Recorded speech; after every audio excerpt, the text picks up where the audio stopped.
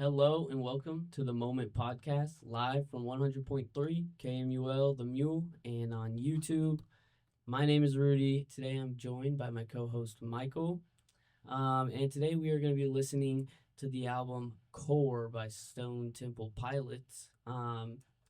If you are listening on the radio, just stay tuned because we'll be playing the album right after these sponsorships. And if you're on YouTube, make sure to pause the video and go listen to this album and come back for our discussion because we cannot play the full album on YouTube. Yeah. So before we get into any discussion, let's play this album. You are listening to Core by Stone Temple Pilots. And we are back. That was a good album. Before we get into discussion, let's give some context to who Stone Temple Pilots are and their album Core. I'll start with who they are. Stone Temple Pilots are an American rock band formed in San Diego in 1989 by vocalist Scott Whelan, brothers Dean and Robert DeLeo, and drummer Eric Kretz.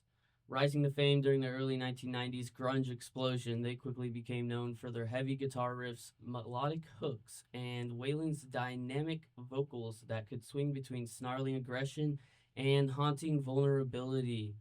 Um, Though often grouped with Seattle's grunge scene, Stone Temple Pilots carved out their own identity, blending classic rock, psychedelia, and glam influences into a sound that was both mainstream and deeply introspective. Despite turbulence and lineup changes over the years, their catalog remains a cornerstone of 90s alternative rock. Very cool. And about their album Core, it was released in 1992. It is their debut album and the one that catapulted them into rock stardom. That is Stone Temple Pilots. Fueled by hit singles like Plush, Creep, Sex Type Thing, and Wicked Garden, the record became one of the defining releases of the post grunge era. Sonically, it's built on thick, muscular guitar tones and brooding lyrics that explore power, desire, and isolation. Core captures the tension between commercial rock polish, and the raw emotional grit of early 90s alternative music. It went on to sell over 8 million copies in the US alone and earned the band a Grammy for Best Hard Rock Performance. More than 3 decades later, Core still stands as a bold, moody, and quintessential 90s rock debut, one that introduced Stone Temple Pilots as a force capable of both beauty and brute strength. Epic. Very epic. All right, Michael, you're the grunge guy. Let me know your impressions on this album the first time you ever heard it. I grew up. My mom listened to a lot of '90s music, so she had this. She still has her old iPod from like 2009, and it's got a bunch of Stone Temple Pilots songs on it. And a few years later, I remember I wanted to listen to it again, so I started listening to those songs, and then I was like, I'm gonna start listening to the album, and that's when I started falling in love with it. Like, Was this your first album you've heard by them? yes, this was the first one. And yeah, it's a good one to start out with. There are so many good songs on Oh this yeah, album. there. I saved a lot of songs from this, and it stayed so consistent the entire way through. I was very impressed, and I typically don't listen to too much grunge. I don't know too much about the genre. I haven't dived deep into that world.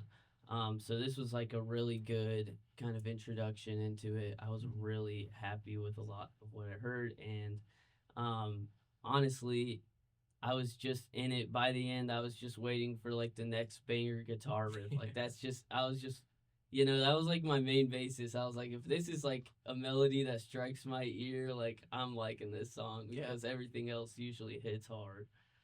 Yeah, I love this album. It was very cool. I'm wondering uh how you think it since I'm assuming you've listened to a lot of their other albums. Yeah. How does it compare to things that came after? I would say this is the best album out of the bunch. Purple, which is their next album, is pretty good. It's got a lot of good songs on that. I'd say um, their first three albums are the best ones.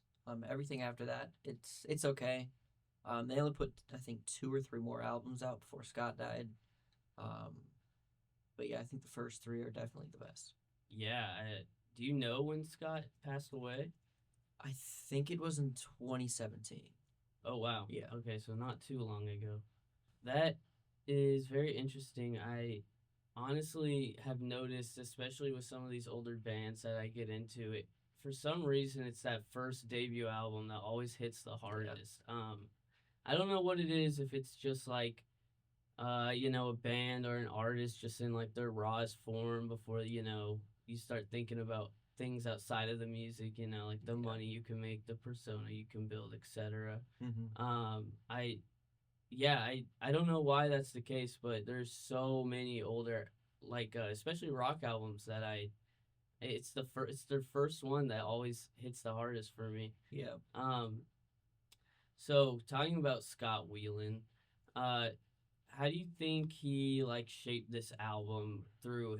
Because what I was reading is that he's kind of one of the main visionaries behind a lot of the Oh stuff yeah, that came definitely. from Stone Temple Pilots. Yeah, he's just got such a beautiful way of like writing and like singing, like like reading the lyrics along to the music. It's like poetry in a way.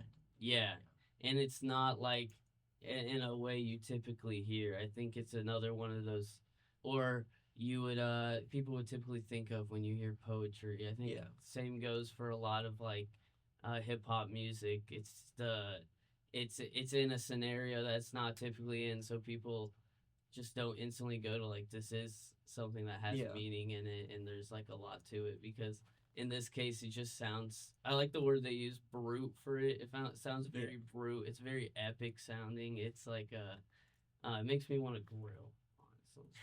I don't know, learn how to grill. Yeah, he totally has like an amazing voice. I was like catching myself trying to mimic it in my room when I was listening.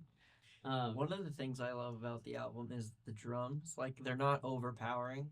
yeah. Like it's like the right amount. So it lets like the guitar and the vocals really shine. Yeah, the guitar is honestly like heavily over the drums in a lot of the Hmm. songs. And I think I really appreciate that because like I said earlier, that was like my like striking point if I liked the song, is if that like guitar riff Hmm. was just juicy, I was Yeah. I was into it. So I saw people on a thread discussing if this is more of like a metal album or a grunge album, because Mm, they're they were just talking about a lot of metal elements that's in it. Do interesting. you think it falls more into that hard rock kind of I would definitely say it's more grunge more than metal. grunge? Yeah. Yeah. So what does define grunge, if you could like try and put it in the words? Like what would you say, like or maybe give me some examples of like other defining artists, because I want like more of like a sphere of like what it really is, cuz I was hearing um uh like I was getting like some Nirvana type vibes in some songs. It's just like catchy guitar riffs a lot. Yeah. Um what other artists would you say are like the defining artists of grunge? I definitely say Alice in Chains is one of them. Although some people would argue that Alice in Chains is heavy metal. Heavy metal? Yeah. Okay, yeah. And then Pearl Jam, obviously, that's another big one. Pearl Jam. So does heavy metal and grunge like blend a lot into each other? Because if that's also a conversation for the Alice in Chains, which is the next album we'll be covering, Facelift, then I'm curious if that's just like a common argument for a lot of grunge albums. Yeah, a lot of times people argue whether grunge is its own genre rather than just being heavy metal. It honestly just depends on the artist. Because, like, Pearl Jam, you wouldn't say is heavy metal, but Alice in Chains, you could say is. So Yeah. it just really depends. I also think, at least growing up myself, if I would hear a really heavy guitar, it's heavy metal to me, no matter what. Yeah. Like it didn't matter. But yeah, I like having like subgenres and ways of Hmm. defining different kinds of music that could also fit into a bunch of different things as well. I also really want to talk about the album art because we did in the other episodes. Oh yeah. It's actually I really like kind of figuring it out and creating opinion around it because I'm a big fan of just album Yeah, a covers. lot of grunge albums at the time had really like weird cover albums, and like you can still find new things in them every time you look Yeah. at it. I really like this one. I think it's so funny too. The maybe this might just be like the design of me, but like the way the it says Stone Temple Pilots and the core being squished is like really funny to me, because I just think that's it kind of looks like a rap album to me. If like It the kind of does, rap yeah. artist was the girl, like if the girl was just switched with like a rap artist, it could definitely be like something cool, like an older one. Yeah. So I read that it honestly when it first came out, there was a lot of people that were very against it. Do you know why?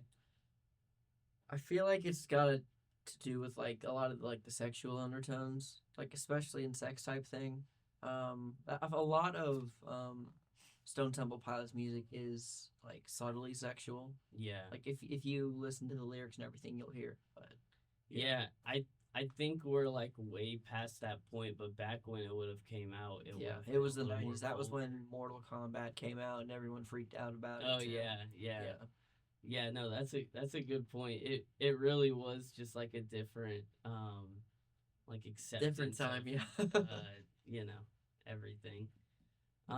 So do you mentioned that a lot of these songs were like very poetic to you. What kind of themes do you think were throughout this album and the lyrics, you would say? I'd say there's like definitely a lot of like emptiness and like loss. Like listening to Wet My Bed, like he's trying to find his like cigarette and he's also looking for Mary.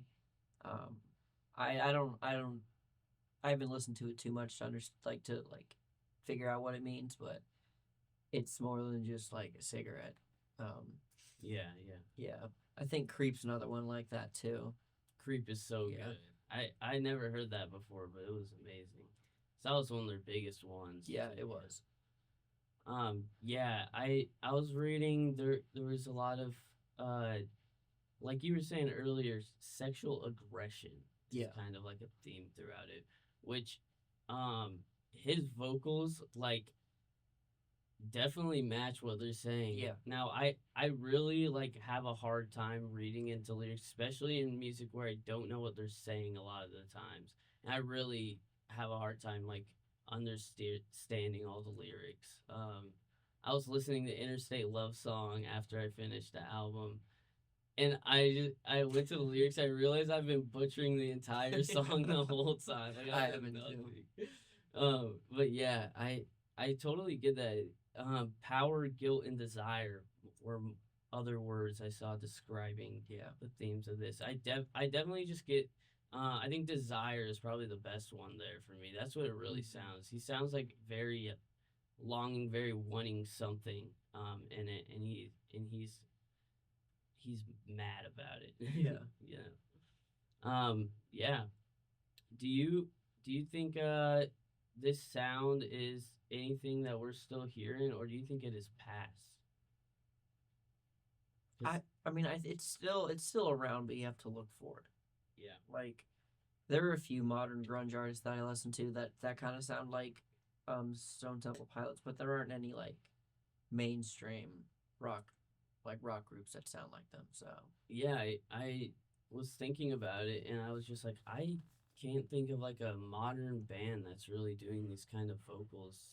Like like the vocals are really unique, but also there's a lot of other grunge that I've heard like this, like they're going for this sound like that he's doing. I guess it might be inspired. Do you think he inspired that? Is he like the first to really do these kind of vocals?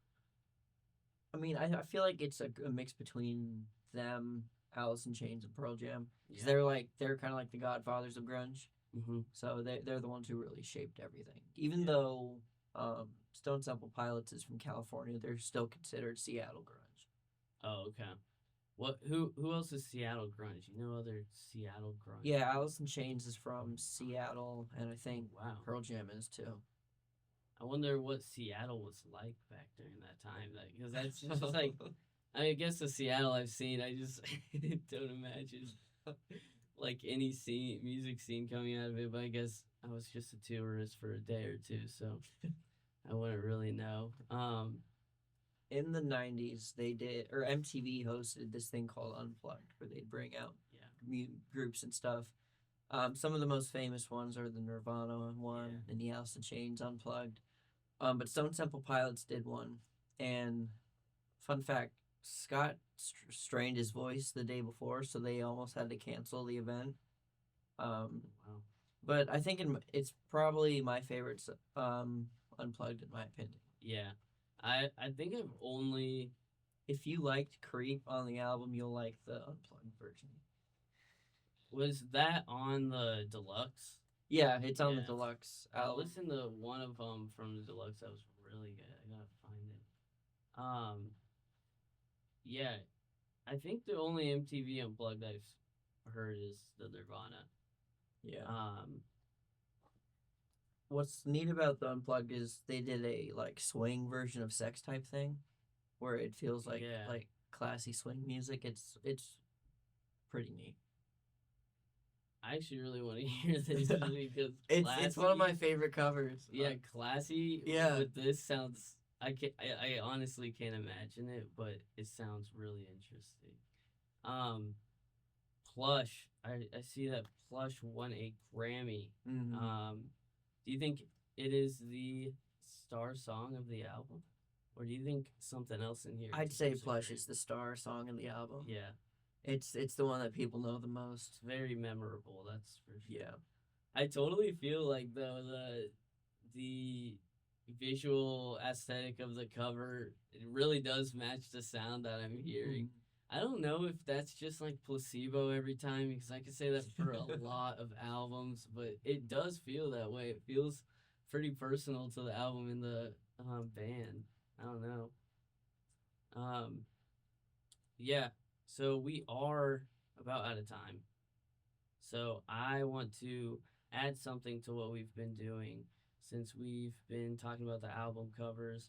I want to rate the album, give our favorite song, rate the album cover, because I'm a geek for some album covers. I actually have some vinyls, and I have no vinyl players. Really? It's just for collectors. But I've played some of them on people's vinyl players. But yeah, sometimes I just really like the cover art. So yeah, how about you go? You start. Favorite song? I'd say my favorite song is probably "Where the River Goes." It's the last song on the album. I just really like the guitar in it, and I like the slow down, and then the build up to fast again. I would rate the album like a 9.5 out of 10, like 9.5 out of 10. And I'd rate the album a solid 9. It's valid.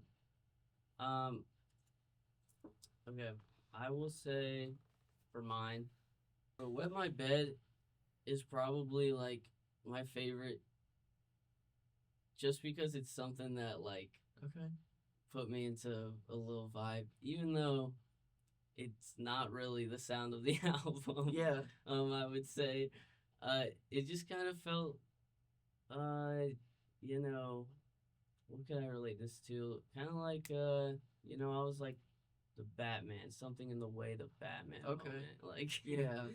kind of like that. I love some kind of epic lower songs. Album cover, probably a 7 out of 10. Album, probably a 8.5 out of 10. I really liked all of it.